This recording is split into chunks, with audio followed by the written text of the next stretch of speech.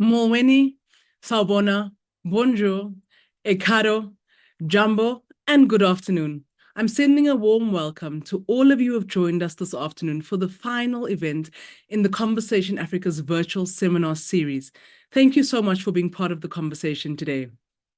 Today's discussion looks at South Africa's energy transition plan, which has been in the spotlight quite a lot in recent times. Our discussion is titled The Green Switch: How Viable is South Africa's Move to Clean Energy? The good news is that we have a bevy of experts joining us today to help you understand all the elements of this plan, where we are right now, and whether we're going in the right direction. Now, South African President Cyril Ramaphosa introduced the Just Energy Transition Partnership at COP26 as the first ever internationally applauded decarbonization program.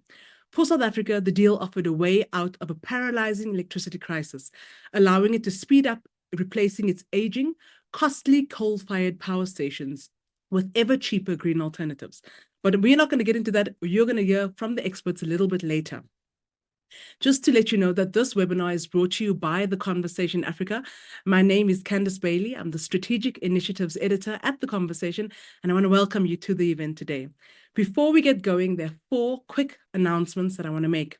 The first is that this is the last event in the Conversations virtual seminar series. You can catch our entire series, which has been running for the past month, on the Conversation Africa's playlist on the Conversations YouTube channel. A bit of a mouthful, but I'm sure you'll get it. Number 2 is that questions can be dropped into the Q&A and will be moderated for the speakers to answer. The third is that the hashtag for today's event is #TheGreenSwitch. So if you're posting on social media, please use that hashtag. The last announcement is that the event is being live streamed on the Conversation Africa's Facebook page. If you want your friends and colleagues to join, please share the link, but you can also use the Facebook page to drop your comments in the chat, and we will then pick up those questions and comments and share them with our speakers. My last job today is to welcome the panel that we have today. First, we have Anna Weeks, who's moderating the conversation. She's the Energy and Environment Editor at the Conversation Africa. Hi, Anna, how are you? Thank you, Candice. I'm fine, thanks. How are you? I'm well, thank you. Good. Joining Anna, we've got 4 amazing experts. First up is Neil Cole, who's the Finance Unit Head at the Just Energy Transition Partnership Project Management Unit at the Presidency. That's quite a mouthful. Neil's joining us from Torino today. Hi, Neil. How are you?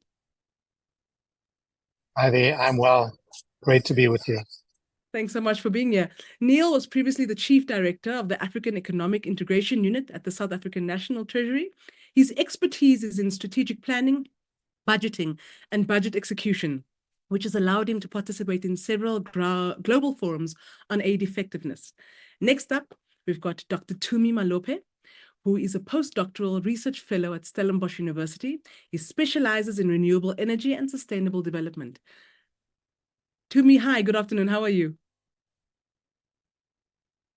I'm all right. How are you? I'm good. Thanks so much for joining us. So Tumi has a PhD in environmental science. His research focuses on the integration of clean energy technologies in South Africa and their socio-economic impacts.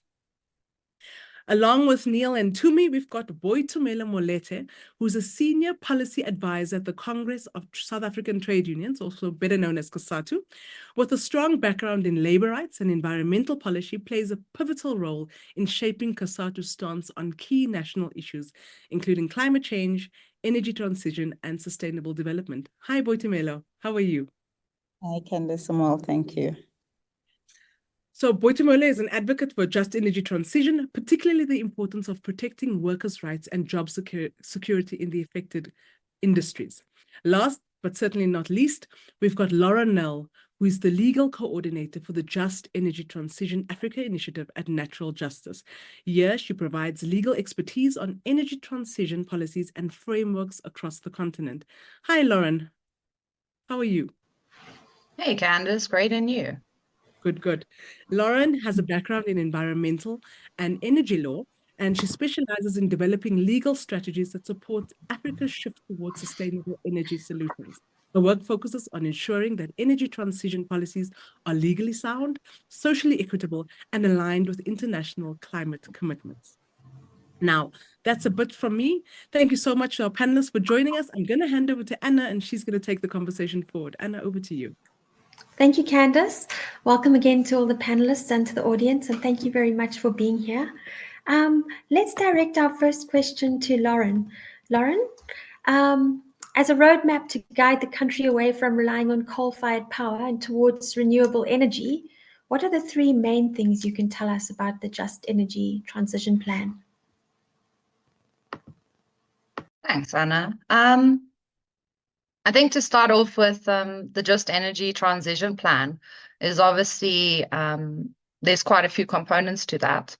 We've had obviously the Just Energy Transition Partnership that began the process. We had the Just Energy Transition Investment Plan, which spoke about where the money would be spent in terms of what we were seeking to do the transition. And then we had the Just Energy Transition Implementation Plan. So when you look at it sort of holistically like that, I think the three main things of where we really focus our attention on, or where a lot of attention has been focused, is where is the money being used? And recently, actually, WITS looked at sort of the analysis of this via the registers that have been provided by government about where money is being spent or should be allocated. And obviously, it wasn't very optimal towards what we would consider to be our priorities. In terms of the funding, a lot of it's been allocated to international entities versus South African entities, with South African entities only being allocated 24% of the funding. In addition to that, we see a huge value being placed on green hydrogen at 24% of funding allocation, while skills, which we seem to think is a very high priority, is only at 11% of the current funding being allocated. So in light of that, I think that's one of the big questions, is monitoring and evaluating where is the money being used in terms of these plans. The second thing is, where is the priorities being set? Like I said, it seems like skills development has not been allocated sufficient funding for what we believe needs to be one of the highest priority areas. While things like green hydrogen are being prioritized, where we're going to see export markets formed as the basis for why this is being done. And even in light of that, that renewable energy being used to produce green hydrogen, instead of answering the question of energy access in South Africa. We also don't see prioritizations like the unique issues women face on the ground when it comes to clean cooking problems, or how this will be addressed, as well as the plans not being people-centered, more business-centric, more about commerce, and more about, obviously export markets being formed. And, there's a really good document to base those plans on, which is the Just Transition Framework from the Presidential Climate Commission, which speaks to how we should consider what a just transition looks like. And we just don't seem to read that through. I think in terms of the third issue is holistically looking at the whole legal environment. We see that we have these plans in place, but then we see contrary documents coming out, like the recent Integrated Resources Plan of 2023, which seems to prioritize still using coal moving forward, as well as not having really good outputs in terms of what our energy system should look like. And then in addition to that, this year, we had the draft gas master plan coming out, which indicates that there's this huge push for gas. Well, our just transition plans don't speak to that. And I think that really leads to the main issue of there just seems to be a real lack of transparency about what is going on, what's happening, what's moving forward, especially from a community sort of point of view, and from obviously Indigenous people's point of view, which is where our basis of our clientele lies. Thanks, Lauren. And yes, indeed, we saw this week that the EU gave 2 grants for green hydrogen. And they don't even scrape the surface, I think, of what will be needed to get that industry going. If, even if it was a good idea, I think the grants given this week are about 0.2% of the total cost of about 410 billion. Can we maybe ask Neil now to expand a bit more on the financing? We've heard from Lauren. Could you outline all the money and give us some clarity on how much is actually needed for this just energy transition, and maybe talk a bit about the difference between the money that we get in loans and grants and how much we have so far? Thank you. Thank you very much. And I hope the background's not too noisy. I think we've gotten off to a good start by getting right into, I suppose, some of the more contentious issues. But the way that I've explained this previously is that we need to think of the JET investment plan as a plan that covers a 5-year period, a plan that prioritizes and cannot do everything. And then, very importantly, a plan that is costed. And I think often we muddle up the costing of the plan with actual funding that is available and allocated. So the cost that we came up with was 1.5 trillion, of which about 700 or just over 700 billion is required for the decarbonization of the electricity sector. And that amount also includes the plans that are required or the investments that are required to mitigate the impact of that decarbonization in a province like Mpumalanga. And then we have NEVs in the plan. We have green hydrogen in the plan, as already been mentioned, skills. And then also we did a costing of what it would cost to prepare municipalities for the transition. And that is just over about 300 billion. And I'm speaking in rands. We have a pledge from the international community, a pledge that started with the presidential declaration that was signed at the Glasgow COP. The initial pledge was for the 8.5 billion US dollars. That amount is now increased to just over 13 billion, with a fairly significant jump in the grant funding. So the grant funding from the time of the initial pledge of 8.5 billion has more than doubled, coming from the original IPG countries, as well as now the 2 new countries that joined the IPG, the Netherlands and Denmark, and other international partners that have not joined the IPG but have made the pledges towards the JET investment plan. Maybe just I think an important point, and maybe last point for these initial comments, is that I think sometimes and I'm not saying that this is the case in Lauren's contribution, but I think sometimes we do place far too much emphasis on the quantity of the financing and less so on the quality of the financing. So at the moment we have in the package, there are grants, there are highly concessional loans, there are concessional loans, and then there's the commercial debt and equity. And there may be other instruments that would also come into play from time to time. With the grants, there's a limited pool of grants, and a country like South Africa is always going to face an uphill to increase the amount of grant contributions to its plans, simply because the need out there is great and there's a limited pool of grant funding. The limited pool of funding that needs to not be the case, where greater effort needs to go into making this form of financing more available, is the highly concessional. And this is the funding that is typically made available by the climate investment funds and other investment funds that have been set up. And I mean, this would be less than 1% interest, an 8-year grace period, between 20 and 30-year tenure on those types of funds. And those are the funds that I think we need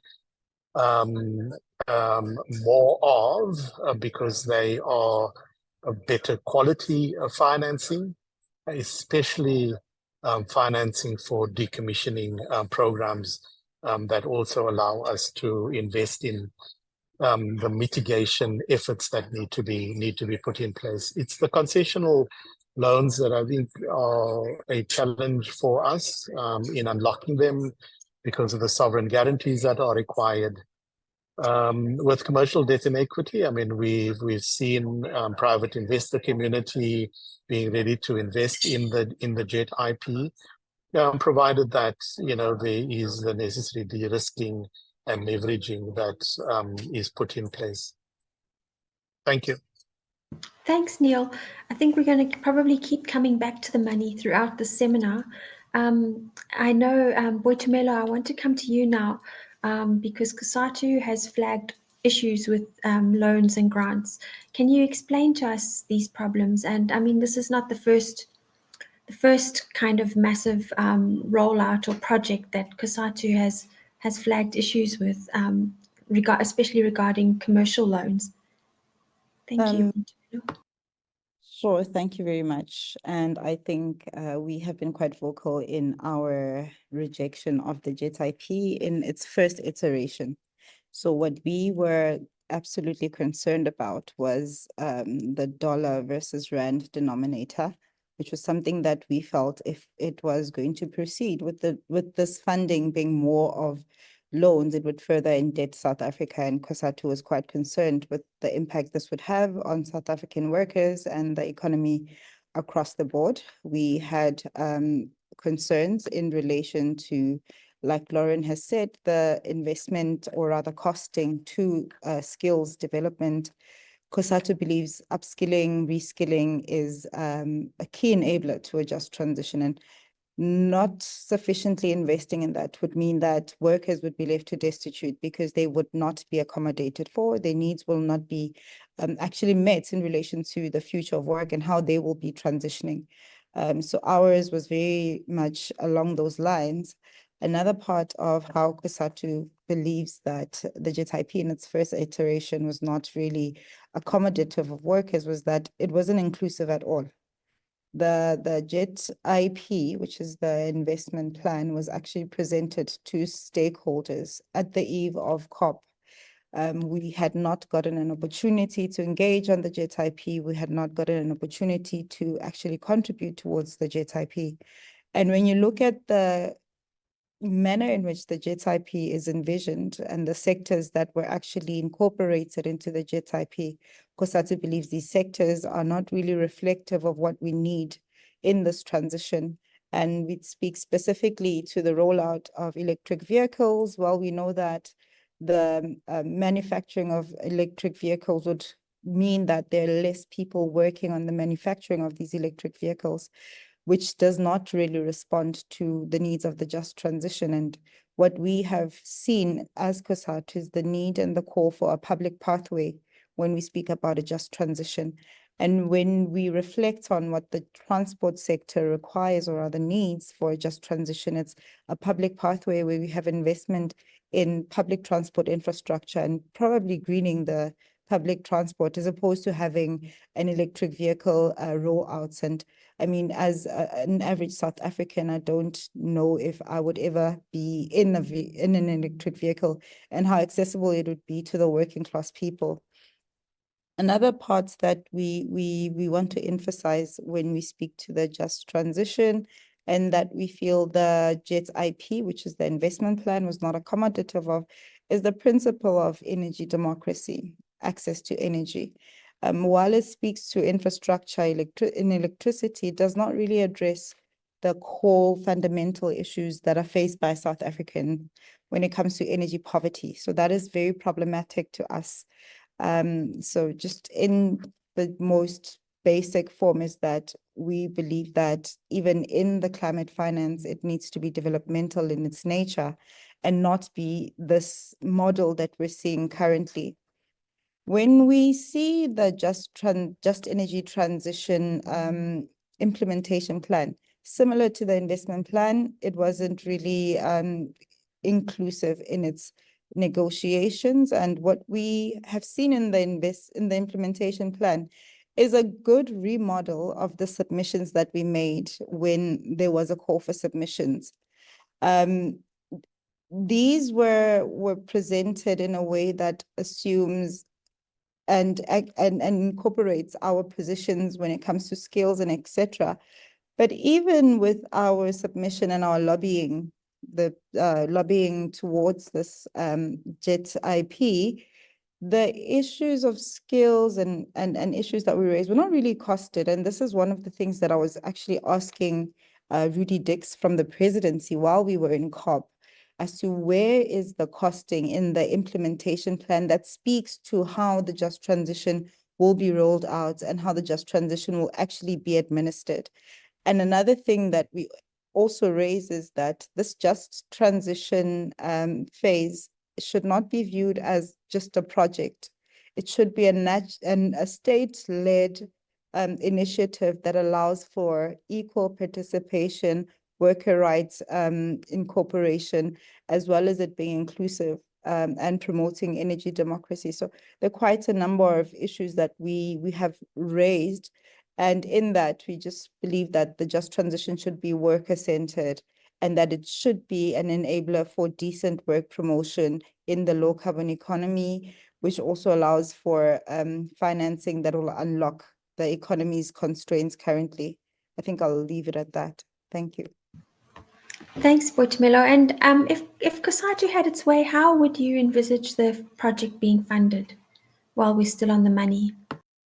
I think while we appreciate that there is quite a huge strain on the fiscus, but it should be led by the state. And as much as Treasury would indicate that it has so many constraints, but also it can't be that Treasury has so much austerity and can budget cut on other parts, but cannot sufficiently allocate funds towards a just transition. So ours is that the state needs to budget adequately so that we're able to absorb and cover for the just transition. While we appreciate that it's very important, especially on the UNFCCC's Paris Agreement, that the Global North actually assists the Global South to transition, it also should not be a process that will indebt us, and it should not be a process that does not allow for our own government to be able to have its own autonomy. That is very problematic for us when it comes to how it's being funded. And we believe the state should take some positioning and some investments towards the just transition. Thanks, Boitumelo. I think that is probably a good point at which we could bring in Tumi, because Tumi, you've done extensive research with communities in the Northern Cape on a private, I think it was a private sector funded wind farm project. And your research has made a number of findings about the lack of skills training, jobs, and so on. Would you like to highlight some of the key points from your research on whether communities benefited from this renewable project or not? Yes, thank you. Just as a correction, I think it was, is it NIU? I'm a sociologist, not an environmental scientist. Thank you. Correction. Yes, so part of my PhD and my postdoc was to look at the Renewable Energy Independent Power Producers Procurement Program called REAP, which was it was rolled out in 2011. So in actual fact, one might argue that in fact the pilot project of how a transition might look like has already started. The debates might be framed from Mpumalanga, rightly so, because of the concerns that workers have and the unions. But in fact, in 2011, with the rollout of REAP and the first bid windows, we started experimenting. We started seeing what can actually happen on the ground level. And the two projects that I looked at are, as you said, based in the Northern Cape, in a small town called Lourisfontein, 2 wind farms which were built in tandem between 2015 and 17. And the idea of REAP is that after construction, community development commences. And community development will commence for a period of 20 years. And this is linked with the purchasing power agreement that independent power producers have with Eskom. So we now have a time frame of how long community development will take place, which is 20 years. What I found is basically what the unions are worried about. There is lack of community participation when it comes to developing of community projects. Projects are conceptualized in Johannesburg, in Pretoria, in Cape Town, in boardrooms. Then they're implemented at these communities. I must also emphasize that most of these communities, especially in the Northern Cape, are marginalized communities. Historically, they're marginalized economically, socially, politically. And now comes this powerful actors who impose their own imagination of what community development should look like or is to be, neglecting pretty much the historical background of the place and the community concerns that they might have.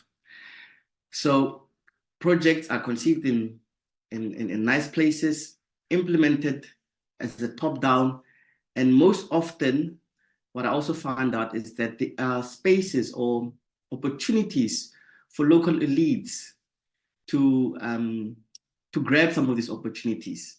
So in the main, the independent pub, the IPP office produces reports to show how much money is being spent at an aggregate level. But when you start asking serious questions at the local level, the answers are not coming. Very difficult to find out what is happening.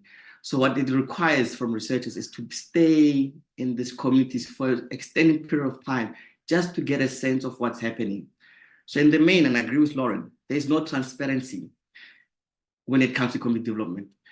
And it becomes difficult to talk of community development when there is no transparency. I mean, it's very difficult to find out what is happening, even though report after report is being released. So the concerns that, in short, the concerns that the unions have regarding what is happening in Mpumalanga, or what they anticipate is going to happen in Mpumalanga, is already happening at a local level in the Northern Cape. Thanks, Tumi. And I think, yeah, you've hit the nail on the head, because especially in these tiny towns like Louriesfontein in the Northern Cape, well, there aren't really researchers based there, is it? Because there's no university near there, there's no media there. So if there's no transparency from the companies, performing these projects, it's going to be very hard to find out what's going on unless someone like you actually travels there and does their PhD there, which is probably quite rare. Maybe we could switch now to Lauren. I think you've done a lot of work on public participation processes around the energy transition and how communities feel. So can you just tell us where you went and what the sentiment is on the ground, please? Yeah, thanks, Anna. So I've done, I don't directly go, we have natural justices officers, but I do frequently attend workshops with them on the ground. We've been to Umalo in, obviously, the area of Mpumalanga. I've also worked through different NGOs with case studies on the ground, including in Boitumelo and Northern Cape. Through Green Hydrogen Watch, which is a collective of NGOs and community members that meet regularly to discuss green hydrogen projects. And from just those interactions or just the sentiments on the grounds, I think there's a lot of sentiment about, like I said, lack of transparency. People on the ground are actually not entirely sure about what the transition is or how it's going to work, or even if a transition is happening. But what communities do know is what kind of impacts they feel from decisions that are being made. Such as the case of like Boitumelo and green hydrogen projects starting there. Boitumelo, the community there has already faced quite a few issues with land in the past, to the degree that they've gone to court to secure land security. However, their land is now under threat again in regards to land being used for green hydrogen projects and development. And it's not even just the land that's been affected. In terms of the ports that will be created for green hydrogen, those ports are being placed into areas where local fishermen fish. So therefore, not only will their land rights be impacted, their fishing rights will be impacted. So I think to then to look at Ermelo, they also are facing green hydrogen projects being built there and feeling that they've been left out of the conversation around those projects. At the same time, they're facing the impacts of the coal power stations. And they also then have to deal with the issue of energy poverty and that they can't afford energy. So from the ground up, they are trying to look at seeking funding for energy projects like solar projects to come into their areas by themselves and taking into their own decision making, because they're not feeling the transition itself. They're having to find ways themselves. So I think summing all of that up is that a transition needs to be fair and inclusive, as is put in the Just Transition Framework. It needs to be inclusive of everyone. It needs to have people-centered policy making and laws that are created that consider all the factors from the ground. And basically for communities, that's not what they're getting a sense of. They're getting a sense of decisions are made and they are then having to deal with the impacts. And we also see this even with, and I think there was mention of this around transitional mineral mining in South Africa. It's just because we're now mining for, let's say, transition minerals, or these are going to go into green projects, these minerals, it doesn't change the impacts for the community. There's been no change in the law around mining or how it works or what we've seen happen in the past. So I think my main point here is from engaging with communities, what you get a sense of is that they feel and they fear that the same things that have happened in the past, the same harms from the fossil fuel industry, from the mining industry, they just reliving it with a different type of transition taking place. So they're seeing an energy transition, but they're not seeing the just factor being taken into account in regards to their well-being, the impacts on them and their livelihoods. Thanks, Lauren. And I think maybe Boitumelo could come in there. I know with the mines for the new critical minerals for the transition, I mean, some of those are being started from scratch. Not only would they maybe leave communities worse off in terms of the environmental degradation, but also if they're starting from scratch with new workforces and they're not unionized, how could that affect the workers on those new mines, say for lithium, cobalt, and other things? Just on the mining sector, I mean, currently the mining sector in South Africa is one of the well-organized and well-unionized sectors in the country, with very much decent work pushed through the unions. And also, I mean, we have the Mine Health and Safety Act, which also governs the type of work environment and the basic conditions of employees there. It would be very difficult for the emerging sectors, especially with critical minerals. I mean, there are sectors that currently exist, and we do have a decent number of union membership there. But the principle here is to ensure that even with the new low carbon economy sectors that are emerging, we need to ensure that worker right principles are put ahead of any profits. And this is something that obviously would be debatable if I were to speak to someone who comes from business, but it's very important that the basic conditions of employment for workers, their labor rights are well accommodated for, even in sectors that are emerging, even in new sectors. That's why we're currently demanding through the Cosatu blueprint for employers to actually provide their jobs plans and their future envisioning of what their companies at the plant level are looking to go towards, but also that workers are incorporated into those.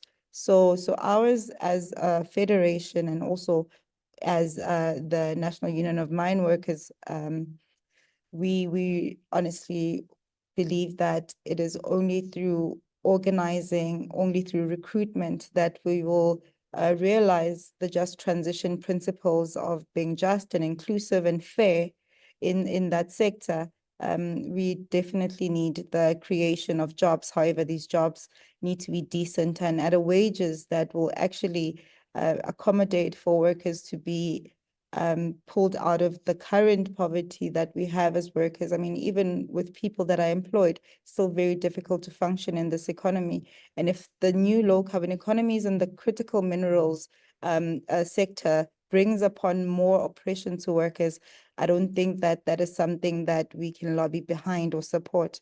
So in simple forms, I think the principle of ensuring that there's social equity and also that there is worker rights respecting in these new sectors is going to be important and critical when it comes to the support that Cosatu can bring forward, but as well as its affiliates and specifically the NUM in the mining sector. Thank you, Boitumelo. Can we bring in Tumi now? I know you also looked at the issue of jobs on the wind farm projects in the Northern Cape. You know, this, I think your community that you studied had a very high level of joblessness, and they were hoping to have high levels of employment from this project. So how did that pan out in reality? Well, in reality is that during construction phase, the local community, only about around 100 people benefited at site during the construction period. And that's at the height of construction, about 600 workers were on site. Construction has different phases, and depending on the phase that's at play, it requires a particular type of employment. But in the main, there were low-skilled employment at the level of general workers, required minimal training or skills, so it's manual work. And the jobs last for two years in line with the construction phase. So if you look at a small community like Rudisfontein, it's about 3,000 people population-wise. And if around 100 people are benefiting at the construction site, and about, let's say, another 50 during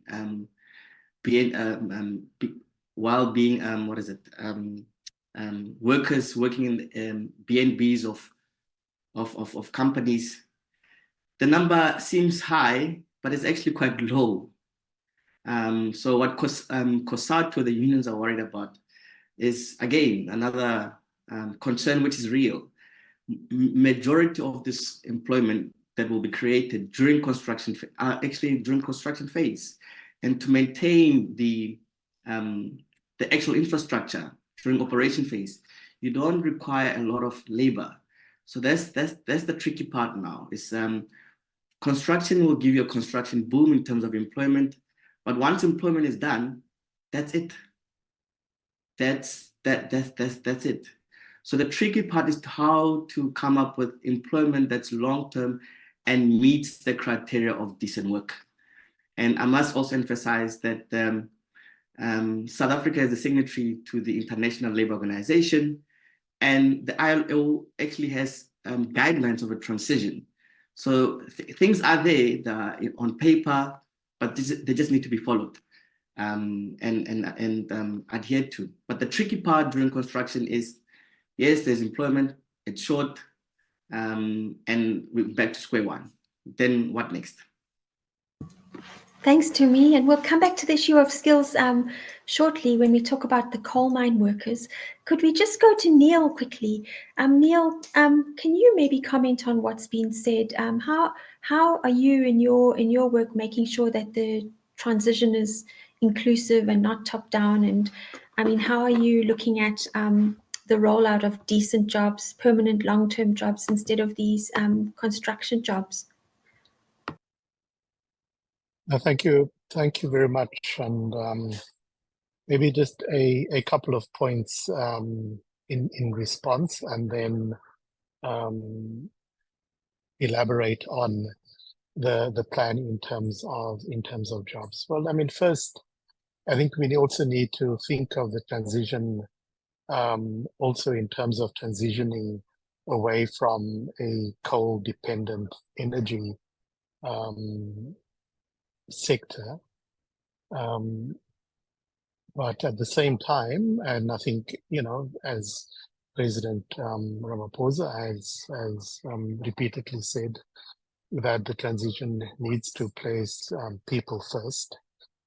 at the same time, let's not lose sight that this undertaking that we are making, this transition that we are undertaking, is essentially a transition to decarbonize the South African economy, and in response to, I think, a very real existential threat that we face as a globe, and our contribution towards reducing the amount of carbon that we are releasing into the atmosphere. So it's about, a transition that thinks about how do you mitigate the impact of the transition, but it's also a transition that needs to consider what kind of planet we're going to be leaving our children and our grandchildren. Because if certain targets are not met, the kinds of challenges we are speaking of now will pale in comparison to the challenges that society as a whole is going to face in the next 20 years, the next 50 years, or certainly in a time period that some of our children will still be around to experience. Yes, I think that's an important point that we need to bear in mind. Let me come to, whether the REAP is a good comparison as to what is happening in Mpumalanga. The two plans that are currently underway is the decommissioning plan for Komati Power Station, which did not have the REAP as built into the financing package. Yes, there were many mistakes made with Komati, and I suppose the big mistake was wanting to implement it in a very linear fashion where you do the decommissioning, you then, bring on board investments in repurposing and capacity replacement, and then you start to invest in projects that mitigate the impact.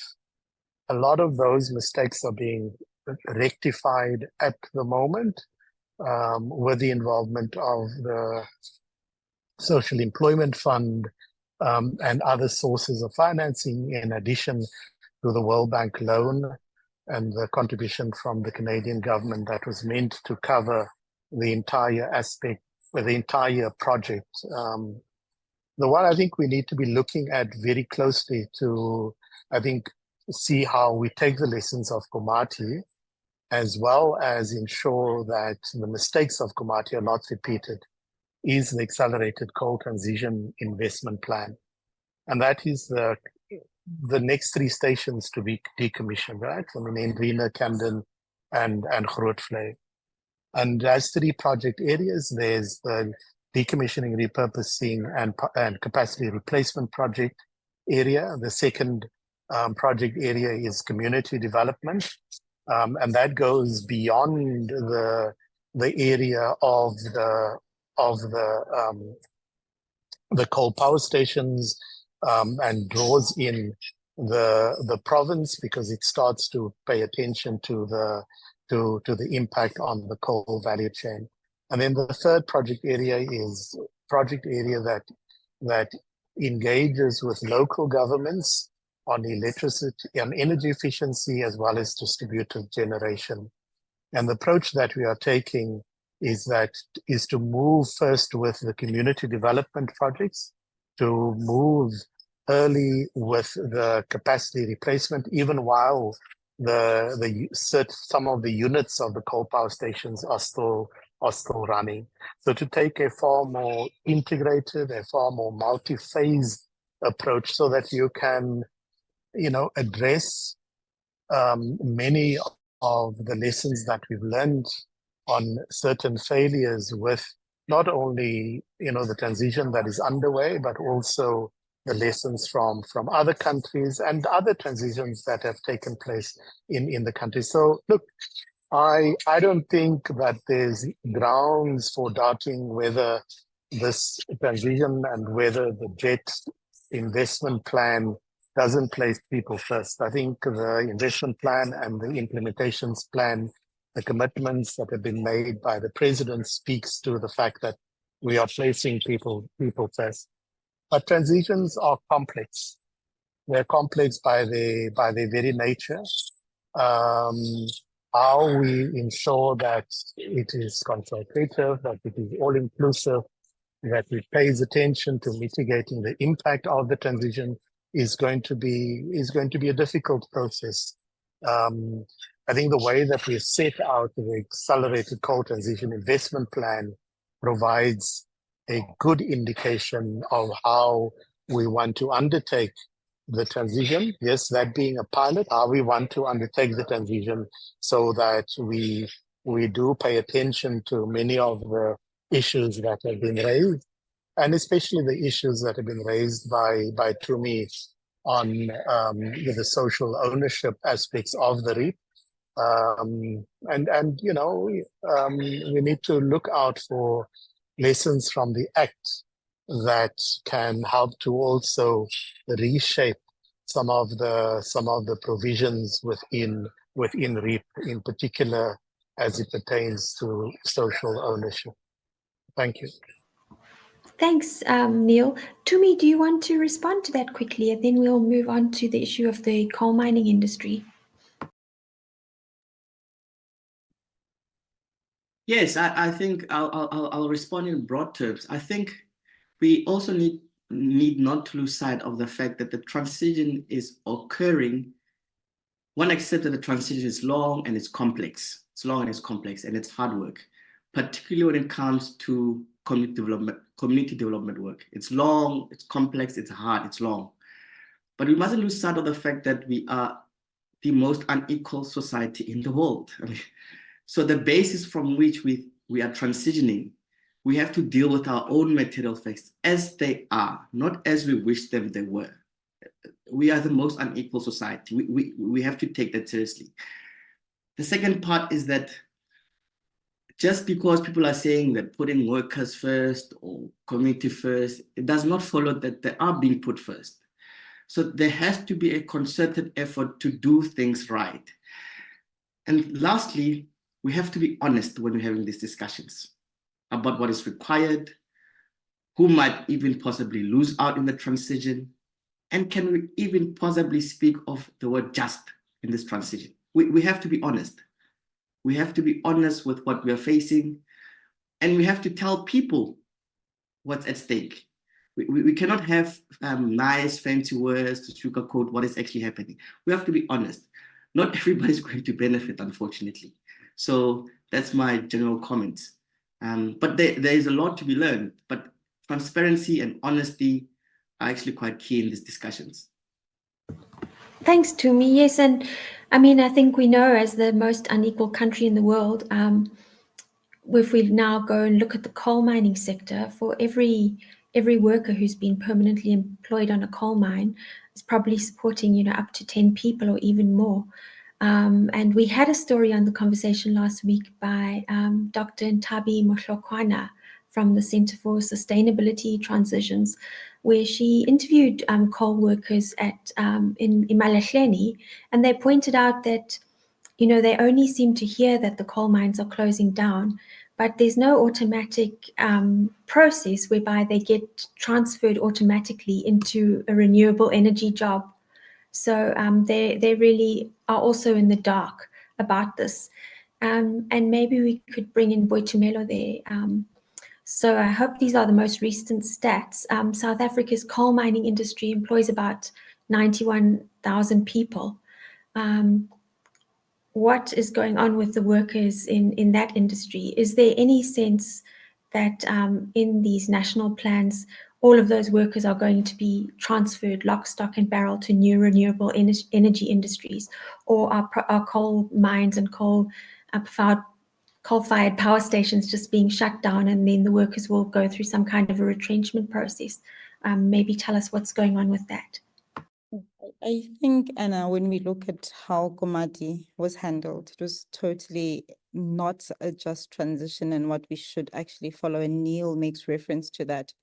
What we're trying to do is not have another Komati, it's not to have another Hendrina, but ensure that workers and communities are actually taken alongside this transition. And that's when we emphasize the issue of inclusivity. Another issue that we need to focus on is the issue of consultation and engagement. This is not what we're doing here now, is not what we can deem as consultation or trying to getting meaningful engagement with stakeholders. So when communities and workers are not being spoken to, but it's a top-down approach, then is where we recreate other circumstances like those in Komati. So our focus really needs to be about the social well-being of workers, but also their well-being in terms of being able to provide their livelihoods as well as their health. So what is happening currently, and I think we need to be clear, is that workers in the mines are not being, are not rejecting or are not oblivious to the fact that the transition is taking place. It's quite clear. It's a lived reality for them. These are bread and butter issues for them. But what we're trying to say as a federation is that in as much as this is a reality that is faced by workers, the reality needs to meet readiness and preparation. And that's what we're doing. And that's what we're trying to do. If you look at Cosatu as a federation, we have a policy on climate change, which was adopted in our 2011 Congress. But this, at that time, we were already aware that there would be shifts in various economies and industries, and we needed to be prepared. We then follow up that with the Cosatu Blueprint for Workers. It focuses on coal mining, it focuses on transport and agriculture. And what we're saying there is that this transition needs to be accommodative of all these sectors, especially coal mining, especially workers that are working in the power plants of Eskom. These need to be met with plans by the employers. These need to be met with social protection measures that are going to accommodate these workers, whether workers are going to be taking early retirement or workers are going to be unable to be shifted to a different town, because in quite honesty, I don't think any one individual would want to be displaced or moved to a province that is far from where they have built their lives, where their kids are going to school and where their families are actually originating for. So it's going to be important to do that. Another part is there needs to be sufficient investment in skilling and reskilling of workers. When we envision the future of work, these type of skills development and skills programs need to be responsive. So when we see in the coal mine sector, I think what we need to be then unlocking is how to best then accommodate for the skills that this new low carbon economy, and I'm purposefully not saying green economy.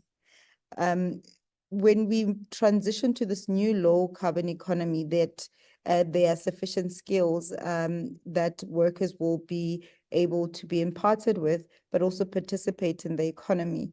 Another part, I think, is for us to also acknowledge that workers are feeling very much threatened by the just transition.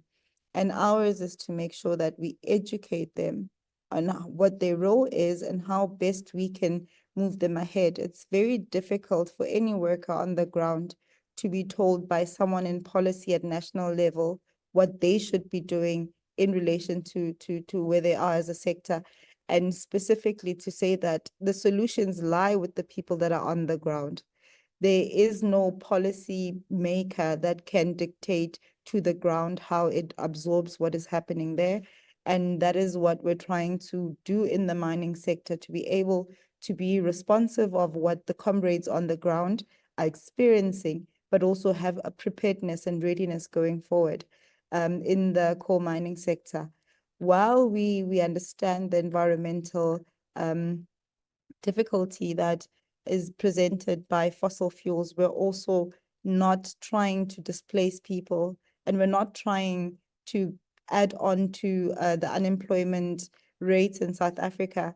It's going to be also important to note that we don't think that having Section 189, which is retrenchments, is going to be the solution either in the coal mining sector. There needs to be sufficient planning and adequate policies that are going to be able to assist workers not to be left to unemployment, poverty, and the rest of the social ills that we know as South Africans are faced by people that are unable to have a sustainable livelihood and a decent wage at that. Thanks, Boitumelo. Can we go to Lauren now?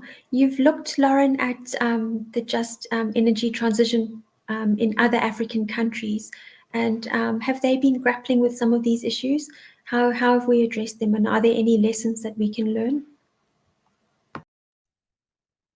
Thanks, Anna. Yeah, so Natural Justice obviously has offices in Senegal, which is also currently in the process of a JETP, which was formed in 2022 and 2023.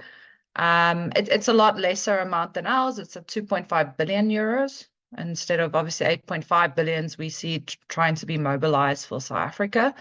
And then actually recently we held a webinar with Indonesian civil society, South Africa and Senegal around just energy transition partnerships.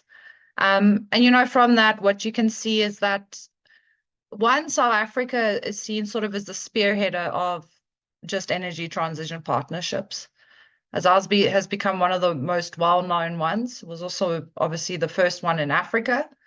And similar issues are faced by all civil society in those three countries. The issues of lack of public consultation, or if there is consultation, it is not of quality. It's being notified, as one example is given, 48 hours before there's going to be a consultation session happening, or in Indonesia being notified that there's a consultation in Jakarta, but the day before only being notified and having to travel almost 5 hours to try and get to that consultation. So basically making these consultations inaccessible to everyone. And I think in South Africa, we face similar issues. It's about accessibility as well of a consultation. You can have one, but that doesn't necessarily endorse its quality or that it's been accessible or that people have been heard. And then the other thing is access to information is a common theme of civil society and communities just trying to gain access to information through connecting with each other, as we did in that webinar, and speaking to one another about what can be found, what can't be found, what's available and what's not. Another common thread is skills and technology sharing, that this doesn't seem to be adequately dealt with. Obviously, all three countries have different sort of spaces from Senegal to Indonesia to South Africa, and all transitions are different because of that. They're not the same sort of playbook you can use in all three jurisdictions. But I'll say one thing about South Africa and Senegal is that what we notice is the common thread of committing to just energy transition partnerships, but then we're seeing the endorsement of fossil fuels on the other side, or the pushing of gas in both jurisdictions. Like I said, South Africa has the draft gas master plan recently issued this year. And in Senegal, they've actually recently just started or brought online a huge gas project. So it feels almost like we need more legal coherence with what we say we're doing versus what we actually are doing on the ground. And I think that in South Africa, we have this a lot. We have really great law, by the way. And like I said, the Presidential Climate Commission, the Just Transition Framework, is extremely well written. But it doesn't seem to go into practice these ideals or these senses of justice, like distributive justice, restorative justice, addressing past harms. In actual fact, what we get a sense from communities is that past harms are continuing to happen just in a different sort of cycle. So I think from all three examples, what we're seeing is that it's very easy to do an energy transition. What's becoming very difficult is how do we address just? How do we make just actionable? And I don't think it's an easy question to answer in any jurisdiction. And I'm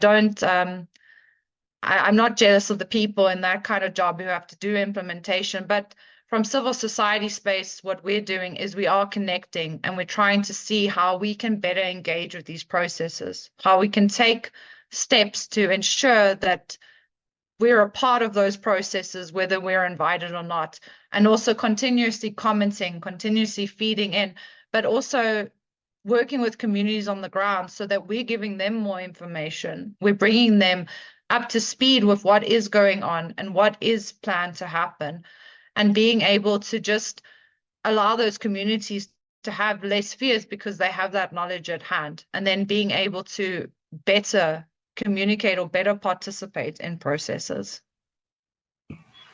Thanks, Lauren. And we've actually got, we're going to go to questions now. We've got 2 questions that are in that same vein.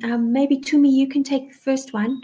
To the point you made about the mining industry, this questioner asks, how can we apply the lessons from over 100 years of extraction in South Africa to the renewable industry and ensure that we are not repeating the same harms?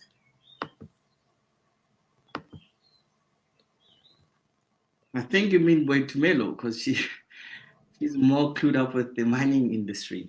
Oh, yes. Sorry, yes, Boitumelo. We have 2 Boitumelos, but so not Tumi, Boitumelo from Cosatu. Can you take that question?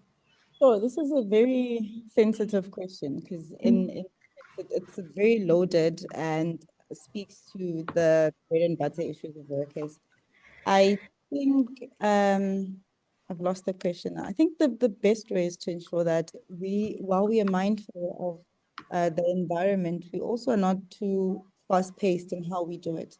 I think this needs to be a gradual move away from fossil fuels, which is coal intensive most of the time. And I think this needs to be done in a gradual manner that will allow for workers and the economy to be able to respond sufficiently to the changes that are taking place. But that gradual move, I think, would be what we would require so that we can also limit our emissions. Thank you. Thank you. Maybe we'll put the next question to Neil. This is from Julie Makuga in Vermont, USA.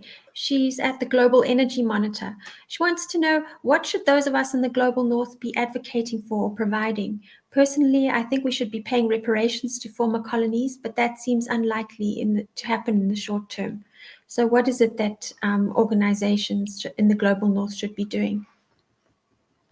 Thank you very much. Well, I mean, firstly, I think it needs to dovetail with what it is that we are also calling for, and calling for on international platforms, an increase in the grant funding so that we can achieve, alongside our decarbonization efforts, we can achieve that just transition.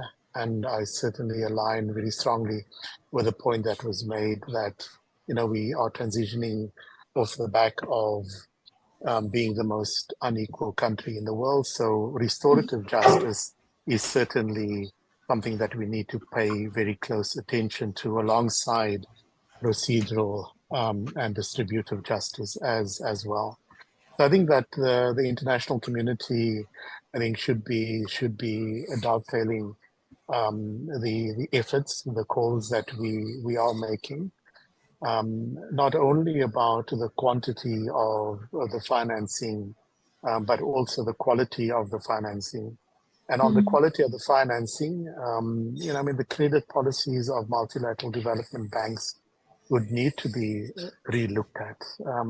Multilateral development banks cannot simply be saying that they're going to be mainstreaming climate finance within their lending policies.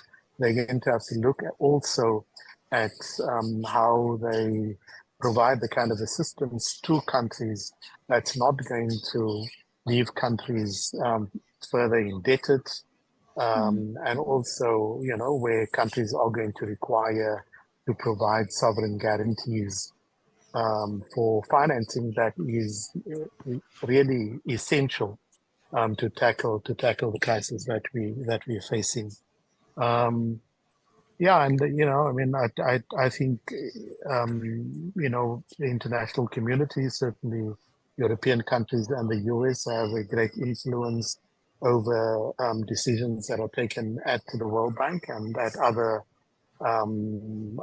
multilateral financing agencies. So they certainly have a say in reforming those institutions, especially with regard to their lending policies. Thanks, Neil. There's actually another question for you on quality of finance. from Anonymous to Neil. You mentioned quality of finance. Looking back since JETP was announced in Glasgow, what would we do differently, if anything at all? Yeah, I mean, I think the luxury of hindsight is not always there for many of us. But maybe a couple of general points, and this would be lessons for other countries that are going to be negotiating similar pledges, is that I think ministries of finance need to be included from an early stage in those discussions, because it's ministries of finance that are thinking about a country's fiscal framework, the sustainability, the extent to which it can take on more debt, even if that debt is concessional. It's ministries of finance that understand,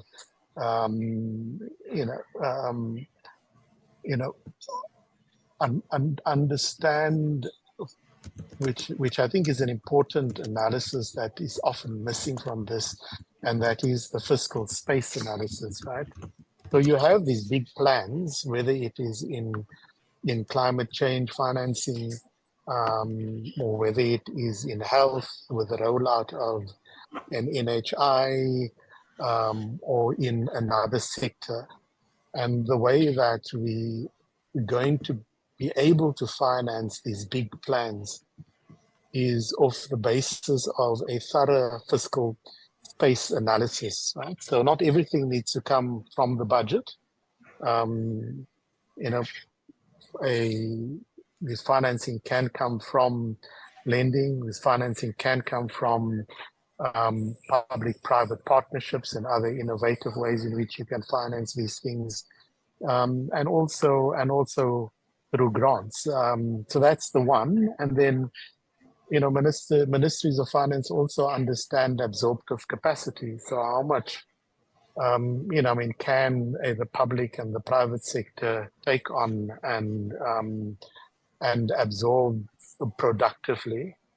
And maybe, I think that was missing, and I hope, we can address that in future discussions, and also maybe as a lesson to other countries, that there are some, I think, public finance principles that we may want to apply at a very early stage of those negotiations. In particular, the issues around absorptive capacity, and also, issues around debt sustainability. Thank you. Thanks. Penny, we have Penny Herbst in the question and answer section. She is a former member of the Presidential Climate Finance Task Team, an independent member. Penny, we'll come to you in a second. I just want to get the other questions out of the way first.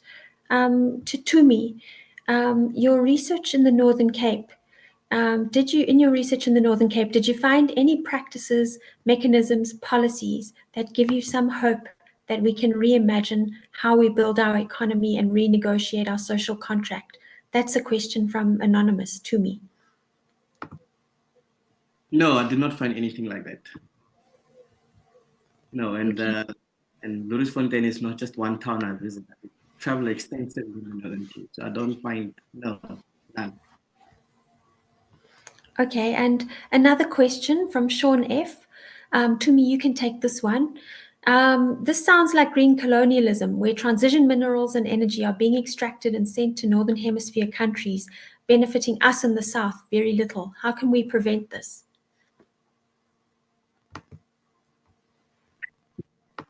Clever policy prevents this. Clever policy with a long-term planning. If one thinks of how ESCOM was formed from 1923, and it only became a vertically integrated monopoly in 1948. There was long-term planning involved. 5-year piecemeal planning just won't cut it. So clever policy planning with a long-term horizon will do the trick. and policy that goes beyond, we all going to die at some point. So long-term planning. Great, thank you. I'll come to Penny Herbst's questions. We've just tried to summarize them. I think, Neil, you can take this, and maybe Lauren too. So here, this is what Penny says. The JET PMU, there's no website or transparency, a black box, having meetings, consultations as a tick box. It just doesn't work. The JET PMU is a tag along with the PCC. There's very little engagement and consultation.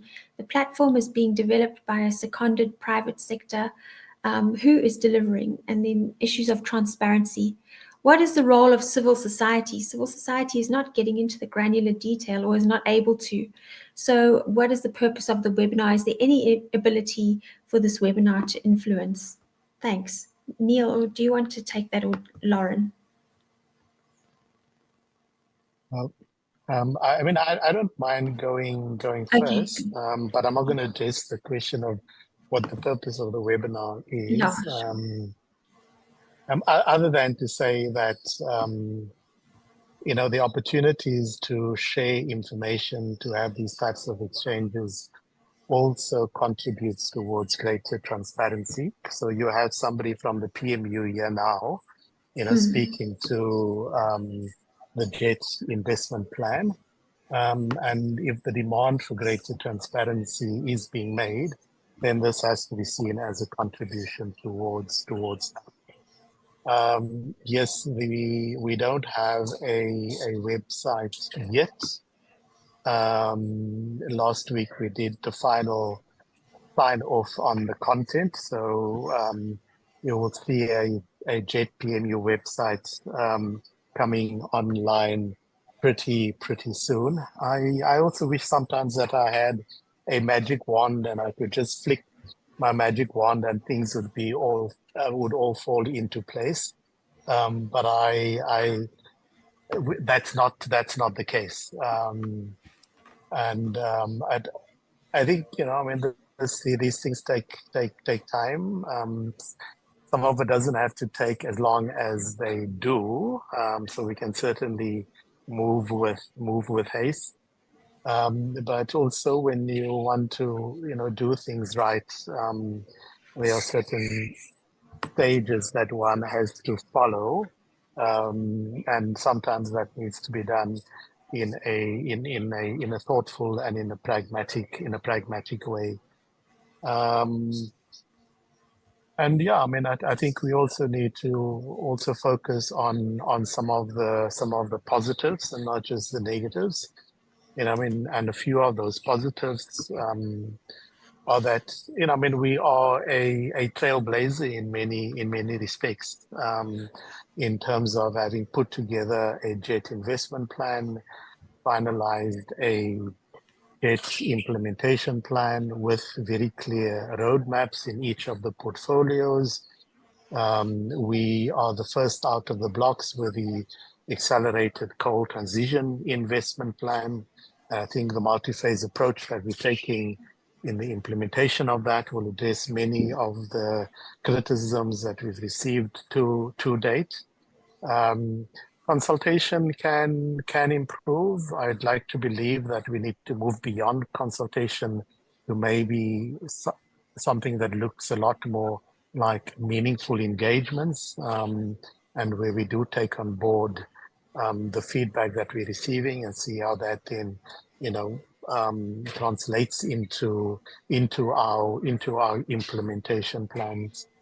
So yeah, I mean, it's going to be difficult. We're going to receive a lot of criticism. A lot of the mistakes, the flaws are going to be pointed out. But yeah, we also hope that at times, what is also mentioned are the positives and the progress that we are making in tackling what is a very difficult transition. Thank you. Thanks, Neil. We've got two more questions, and then I want to give you all a chance to wrap up. So, Boitumelo from Cosatu, here is a question from Dimitri Celibas. The transition out will be focused in Mpumalanga, and the transition in will mainly be in Northern Cape. conceptually, how is this geographic gap being engaged with, especially in terms of workers and related migration? That's for you, Boitumelo. That is a very important point to people are actually transitioning. How it is that the economy in Mpumalanga is solely focused on coal mining, and we're looking to have a more cleaner technology, and mostly wind farms and etc. are in other areas like the Northern Cape. I think the one area that we're trying to also put across is that this is not just going to be a swap of people moving community to another. And that is how we're also trying to lobby more for workers to be considered in terms of reskilling and upskilling, and probably just also the repurposing of power plants and coal mines. We don't envision workers leaving their locations just so to cover or to accommodate the transition, but how to better ensure that they are included in the transition and the other parts of the low carbon economy that would be of existence. But the most challenging part of us as organized labor is actually that confronted with the issues of migration, confronted with the issues of workers actually having established their lives in particular areas and expecting them to move. You'd hear discussions on how we would have the relocation fees, how we would accommodate better workers who would be willing to move. So this is an ongoing discussion that we're having ourselves internally, but also are very sure in that it won't be a swap of locations or swap of employment for workers. Thanks, Boitumelo. Lauren, I'm going to give the last question to you. If you can just take about 1 or 2 minutes to answer. It's from David Walwyn. David says there are two issues on the table here. One is inequality, economic and societal, and the other is decarbonization, or more broadly, the energy transition. I understand the link, but the objective of just transition is not about addressing the broader imperatives, employment inequality and others. Conflating the two surely creates conditions for failure on both. That's for you, Lauren. Thanks, Anna. Yeah, I think it's a really obviously it's a difficult question regarding inequality and obviously the energy transition itself. I don't think both will fail if they are obviously combined. I think the one will fail without the other being achieved, and I argue this a lot about the idea of energy justice. And just really, really briefly, as you asked, is that I think that if communities and individuals on the ground aren't taken along in the energy transition, they will oppose it. And that opposition has actually led to, even in northern countries, a lot of renewable energy projects actually being stopped in their tracks by communities on a higher level example. But even in Africa itself, you're seeing projects being opposed because communities aren't involved in the processes. They're not involved in energy planning. So I think you can't have the one without the other. You need to address inequality. You need to address community beneficiation, and you need to address the people within Africa, basically for them to endorse the plans of energy transition moving forward, or they will not happen. Thanks, Lauren. So we've come to the end almost. I'm going to ask each of you to wrap up in 2 minutes each, and then Candice will come back in after that and say goodbye. And you've been a really great panel, so thank you for that. And in your wrap up, you might want to reflect on the recent PCC State of Climate Action report, which said that South Africa looks like it might actually miss the 2030 deadline to decarbonize. Or otherwise, you can just talk about, what you see as the biggest issues in the energy transition. Should we start with you, Boitumelo from Cosatu? Sure. I think just in conclusion, to indicate that we as Cosatu are committed to ensuring that the just transition remains worker-centered, and that workers' priorities and demands will be considered when it comes to policy making, when it comes to policy consideration, that this transition will be just, fair, and equitable. And also just to make sure that it's understood that workers are engaging themselves in the just transition discourse, and that we have a voice and a position in relation to just transition. So ours is to also call for more engagement by the state and more engagement by the project management unit that Neil represents, as well as the PCC, who have recently accepted Cosatu onto the list of commissioners. We're also quite strongly advocating for climate finance that is developmental in nature and does not further indebt the state and leave South Africans at a very precarious position. So that's where I'd like to leave it. Thank you. Thanks, Boitumelo. Neil, could we have you next, wrapping up? Thank you. Thank you very much. Now I'm teaching a class here at the International Training Center on public sector leadership in times of crisis. And one of the quotes that I'm using is that you can never over-communicate during a time of a crisis. And I think this is, an important point, because it's probably where we've been found lacking to an extent. So we can certainly communicate more regularly and also communicate in a way that is effective to different constituencies that we need to be working with. And I think where we can improve specifically on our communication is on the accelerated coal transition, which involves the 3 coal power stations in Drina, Camden, and Grootfontein. I think their delayed decommissioning, as approved by the Eskom board, is what contributed towards the point that was made by the PCC that South Africa may miss its NDC targets by 2030. The position of the PMU is that we still on track to meet our NDC targets, because the plan that is being developed for the delay in the decommissioning of the 3 coal power stations is that you will find the balance of the emissions or the reductions of emissions across the entire fleet, and this would essentially be a plan that Eskom would develop with support from the World Bank. So, if you cannot achieve 71 megatons of CO2 emissions reduction from the 3 because of the delayed decommissioning, you then need to find it elsewhere, and that elsewhere is fleet-wide. We've reported this to the Climate Investment Funds Trust Fund Committee that is providing the financing for the decommissioning of those 3 coal power stations, and the community development plans related to that decommissioning plan. We need to undertake further work and report back to the CIF committee in October, and then again at the meeting in February. But our position is that we are on track, and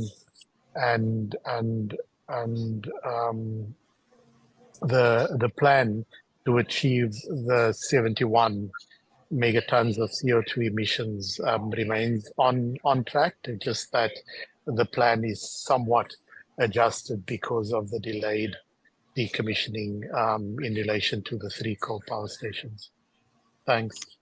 Thanks, Neil. I think I'm sure we'll all be keeping an eye on the progress. Tumi, Dr. Malope, can we have your closing comments on the just energy transition? Yes, from my side, insofar as the REAP is concerned, I think it's done in terms of putting electricity onto the grid. It's done a fantastic job. So Neil, rest be assured, there are some positives. But insofar as community development is concerned, I think there needs to be a change in mindshift, a serious change in mindshift. Community development is not a CSIR project. It's not a favor to local communities. It must be done and taken seriously. In so much as when construction happens, IPPs hire competent engineers, project managers to deliver their projects on time and within budget. And community development work needs to be taken seriously. And that requires, as I said, long-term planning and hard work. And as Neela said, you cannot over-communicate in certain things. So things like transparency, participation are very crucial for community development. But lastly, I think the IPP industry needs to be brave when it comes to community development. There's only so many times you can paint the school. There's only so many laptops you can donate. I mean, there's so many things you can do at a particular time, but they need to be brave. That requires them opening themselves up to the community and asking community, actually, what do you really want to do? And for how long are you planning? So there needs to be a serious mind shift, serious mind shift. Thank you. Thank you to me, Dr. Malope. Lauren, you have the last word. Your closing comments, please. Sure, thanks, Anna. I really appreciate being here today. I wanted to say I think just in holistic terms, climate change is a world problem and transitioning is a world issue. So I think it basically falls on everyone that we need to find ways to resolve this. With the Just Energy Transition Africa initiative, it can be found. There's actually a webpage for it with my contact details. Please feel free to reach out and anyone to address these issues, to talk about them and how we deal with them, even in the context of South Africa. And I think just my final point is the transition process is a continuous one. It's not something we do today, as someone said, like a project. It's something that's going to go over a very long period of time that we need to have continuous discussion on, and we need to keep connecting on these issues. Thank you so much. And it's over to you now, Candice. No, thanks so much. I think this was a great discussion. I know that we didn't get into all the questions and we didn't get into all the nitty-gritties. It's a very complex issue, but I think that we've done a good job to try to navigate some of the big issues. I want to say thank you to the panelists, but I'm going to hand over to our General Manager, Dr. Molete, to do so. I think she's going to have the final word. Colleagues, thank you so much for today. Molete, over to you. Oh, thank you so much, Candice. Colleagues, good afternoon. My name is Dr. Molete. I'm the General Manager of the Conversation Africa, as Candice said. Thank you so much to our panelists. We are indebted to you. Neil, to me, Boitumelo and Lauren. Thank you for those amazing insights on climate transition and that are so forward-looking. It's food for thought, and we're going to have to digest all those issues. Just to give you a little background before we finally close, we started the dialogue series 3 years ago in an attempt to get policymakers and scientists around the table to discuss issues that are really important and across our continent, and to share insights and learnings which could potentially lead to some solutions. So we're very grateful for this. We also wanted to give non-scientists the opportunity to participate in these discussions and learn from these, from experts like you. And we think that our virtual events really have been able to do exactly that. We have covered everything from COVID-19 to elections, insecurity on the continent, and we will continue to do more.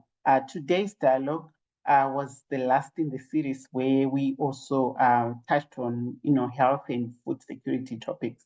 So we really look forward to see you in our future series, future dialogue series. So stay tuned on our platforms. So to our panelists again, I would like to say thank you. It was such a great discussion. To our moderator, Anna, many thanks for directing the conversation so professionally. And I wish also to take the opportunity to thank our participants, because without them, wouldn't have had a successful dialogue. And lastly but not least, I would like to thank my team. Thank you, Candice. Thank you, Gary. Thank you, Yusifo, for organizing such an engaging session on a topical global issue. So many thanks to all of you. So I would like to take this note to officially say the dialogue session ends here, but we know that the conversations will continue in your respective spaces. So thank you so much. Good afternoon.